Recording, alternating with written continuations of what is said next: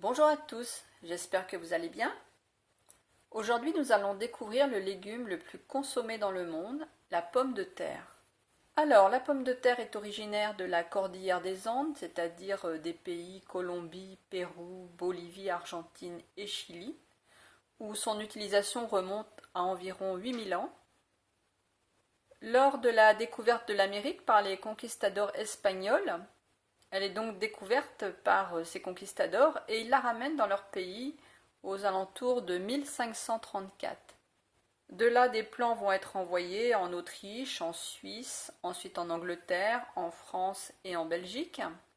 Et donc elle arrive en France au début des années 1600. Mais à l'époque, en France, on se méfiait de ce légume. On considérait que c'était une nourriture pour les animaux. Et en plus, on pensait que ça provoquait des maladies comme la lèpre et la peste.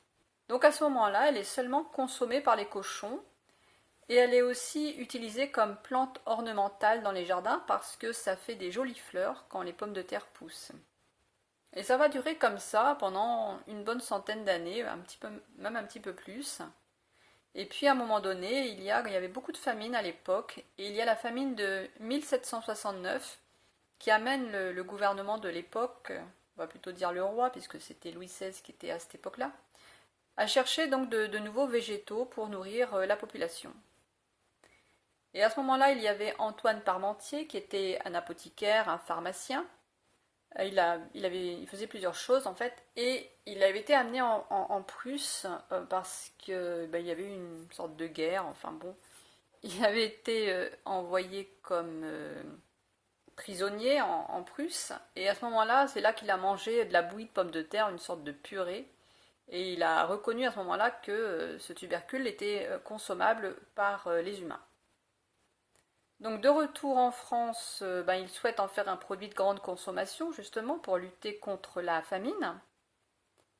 Et puis il y a une autre famine, alors là c'est la famine de 1785 et donc à ce moment-là, à cette période, il fait goûter aime la pomme de terre et donc là la culture à grande échelle commence.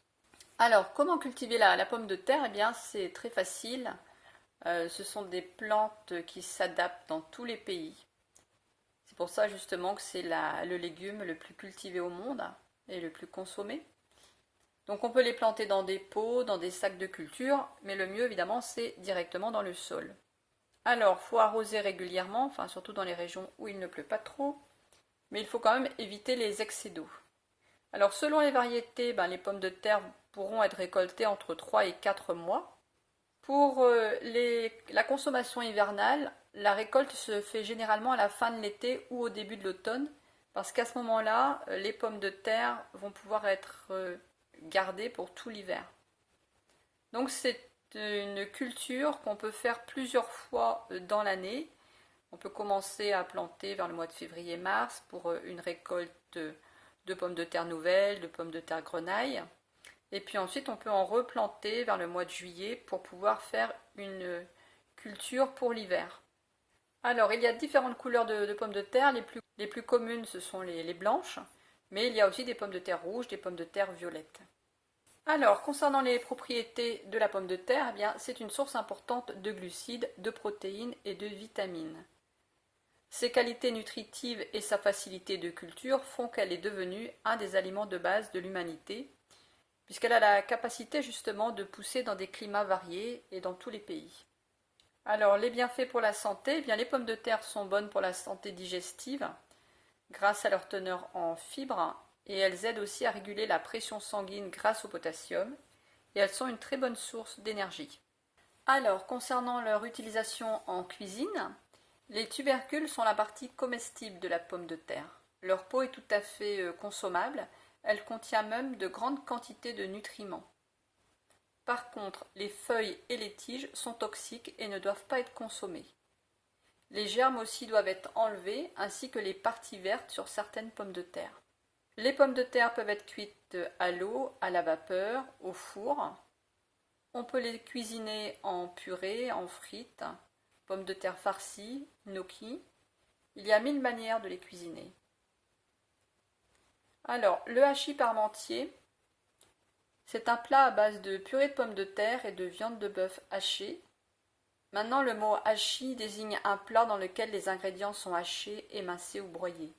Le hachis parmentier est né à Paris vers les années 1900. Il a retrouvé à ce moment-là ses lettres de noblesse dans de nombreuses brasseries de la capitale, qui ont reproduit ce plat à base de purée de pommes de terre et de viande de bœuf hachée. Et il a été nommé ainsi en l'honneur d'Antoine Parmentier, qui popularisa la pomme de terre en France, ce qui a permis au pays de sortir du cycle de la famine. Dans la version traditionnelle du hachis parmentier, les pommes de terre sont cuites à l'eau, réduites en purée avec l'eau de cuisson. Elles sont salées et poivrées.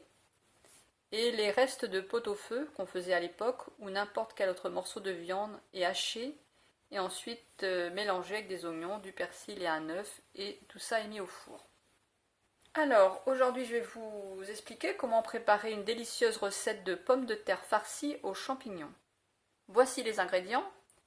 4 grosses pommes de terre, 200 g de champignons blancs ou bruns, 2 oignons, 4 gousses d'ail, un petit peu d'huile d'olive, et puis du sel, du poivre, du thym frais, du persil, des épices, des herbes aromatiques selon votre goût. Donc pour cette recette, on va laver les pommes de terre et les faire cuire à l'eau ou à la vapeur. Pendant ce temps-là, on va émincer les oignons et l'ail. On va les faire revenir dans une poêle avec un petit peu d'huile d'olive. On va émincer aussi les champignons et on va les ajouter aux oignons. On va mettre du sel, du poivre, du thym, des épices, comme vous aimez. Et puis on va faire cuire le tout jusqu'à ce que les champignons soient tendres. Une fois que les pommes de terre sont presque cuites, on va les laisser refroidir légèrement et on va les couper en deux et on va évider la chair délicatement. On va mélanger cette chair de pommes de terre avec la préparation aux champignons. On va rajouter les herbes aromatiques comme le persil, le coriandre, de la ciboulette, etc. On va remplir les pommes de terre avec ce mélange et on va les mettre au four pour finir la cuisson pendant 10-15 minutes. N'hésitez pas à essayer cette recette, elle est vraiment excellente. Vous pouvez aussi partager vos propres recettes dans les commentaires. Si vous faites des photos quand vous réalisez les recettes de ma chaîne, n'hésitez pas à me les envoyer dans l'adresse email que je laisserai dans la description sous la vidéo.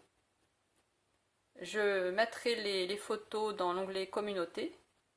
Si cette vidéo vous a plu, merci de vous abonner et d'activer la cloche pour recevoir les notifications des vidéos suivantes. Merci à tous pour vos likes, vos partages et vos commentaires. Et je vous retrouve jeudi prochain pour une recette de jus spécial bronzage. Je vous remercie tous pour votre temps et votre soutien. Je vous souhaite un excellent week-end et je vous dis à jeudi.